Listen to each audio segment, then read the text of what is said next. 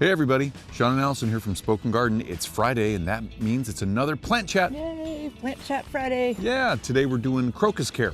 Yeah, you know, if you have bulbs in your yard, you may have noticed that you have some that come up earlier than others, right? I mean, that's kind of a no-dub, but crocus come up really early in the spring. So they're even late winter, obviously, because it's still winter right now. Yep, they're some of the first ones you see. Some of the first bulbs you'll see coming up. And so we're gonna talk about them today. So guys, we're out here in our front yard and our crocus are out here. Allison's grandparents planted these a long time ago and they just keep coming back year after year. And see, we've got these guys out here. We've got a nice big, almost purplish striped one right here. Isn't that beautiful? Love that one, that's my favorite one. Now, first thing you'll notice about most croci, and that's plural for crocus, if you didn't know that, is they have these grass-like leaves that come up and they have their midrib, the middle of their leaf, has this silver, it's like a band that just comes straight up, and that's very characteristic of most crocus. Yeah, they don't get that big, you guys. Look at, I mean, I don't know if you can tell from this angle, but they're only about 4 to 6 inches tall. They're just little. Yeah, they're so beautiful and they add so much color. Even, you can see them here, they're kind of just sparse, you know, they were planted a long time ago individually, and they're getting a little bit thicker over the last couple of years. They've gotten thicker, they've gotten denser, but we could actually plant some more and put them in mass plantings. So something to know about crocus, they like full sun in cooler climates. If you're in a milder climate, they like a little bit more shade, but they will tolerate a little bit of both in a lot of climates that they're zoned for. They're hardy in zones 3 through 8, and so they have a really wide range to grow in. They like regular watering, especially when they're growing and when they're flowering. And after they're done growing and flowering and they die back down to the ground, they don't need any water because they go dormant. These guys are actually a bulb. If you didn't know that, they're a bulb, they're a corm, and they're a perennial. They come back year after year. And so they're native to, interestingly enough, the Caucasus and the Mediterranean region. So really kind of a certain area. It's really cool. But they grow everywhere. They've been hybridized and they've been acclimatized to all different areas of the world.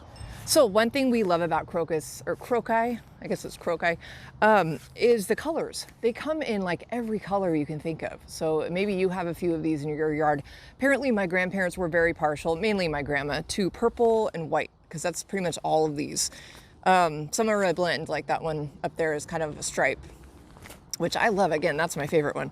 But, and what's fun, you can see them, they're popping up all over the place. I don't know if Sean can get that on. Oh yeah. There's one coming up in the middle of our African daisy here. Oh yeah, look at that. Yep. I mean, they just come up everywhere. And again, since we didn't plant these, we didn't have a lot of control over like companion plants, but they grow really well with a lot of different things.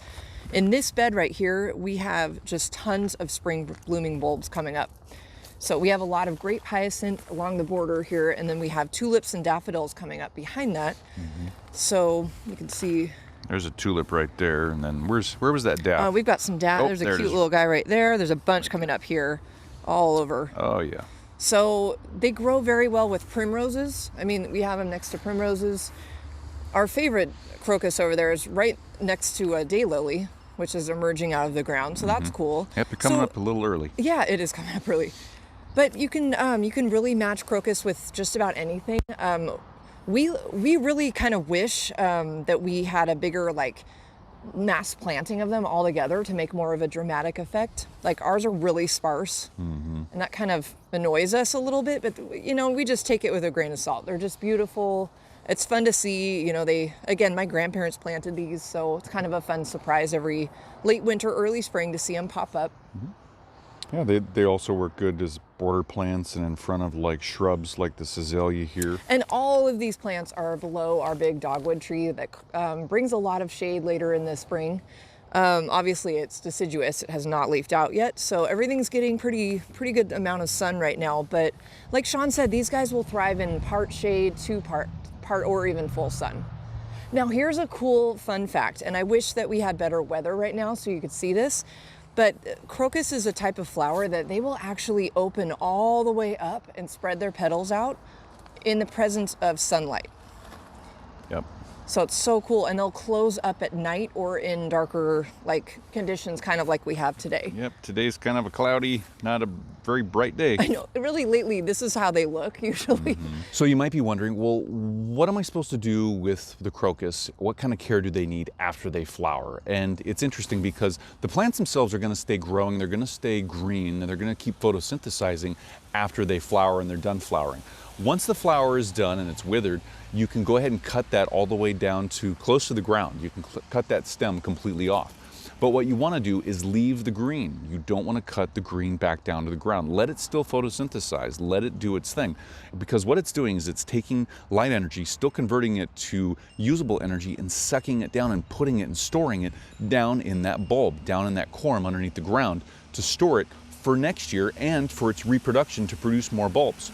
So once the leaves start to wither and die back and it dies back down to the ground, then you can go ahead and cut those leaves off because now the bulb is completely dormant and you're not going to starve the bulb out. If you cut the green leaves off before they've withered down to the ground, you're going to starve the bulb. That's the end result of that. So leave the green until it's ready to be removed later on. So one other thing you might be thinking about is what are crocus susceptible to for like pests? Well, there's a couple, and especially in our climate, snails and slugs, definitely. Squirrels will dig them up and they like to chew on them and nibble on them a little bit. Ingesting any crocus for either animals or humans has the effect of giving us diarrhea, making us want to vomit, and also a couple other things that you really don't want to do. It upsets people in their digestive systems and animals. So don't you or your animals eat the crocus, any plant parts.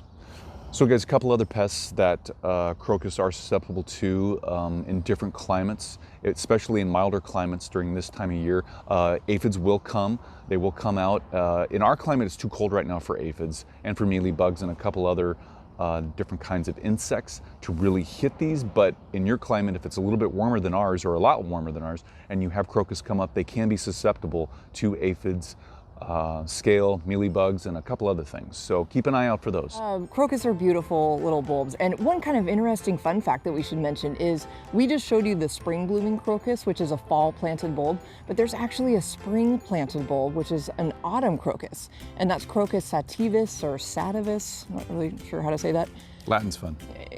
But what's cool about it is that's actually, that type of bulb is where saffron comes from. So that is a different type of bulb. Again, don't eat your crocus. They're not edible, but that's kind of a fun fact. It is. And if you're a crocus enthusiast, if you're a croci enthusiast, you actually can call yourself a croconut. Croconut. Because that's what crocus enthusiasts are called, croconuts. Yes. So guys, with that, leave any of your comments and questions down below for us. We love hearing from you guys. Give us that thumbs up, let us know we're doing a good job, and subscribe to our channel so you get updates on our latest videos. And that's a wrap for today's Plant Chat, you guys. And we'll be back tomorrow. We go live every Saturday morning, in case you weren't aware of that. And we'll be here tomorrow. It's our Saturday morning live garden chat. So come on by to see what we're up to because we might have some fun surprises for you for tomorrow. Yeah, kind of a couple surprises. Yeah. So we'll see you there tomorrow and have a great day, everybody. Have a great day, you guys. Bye.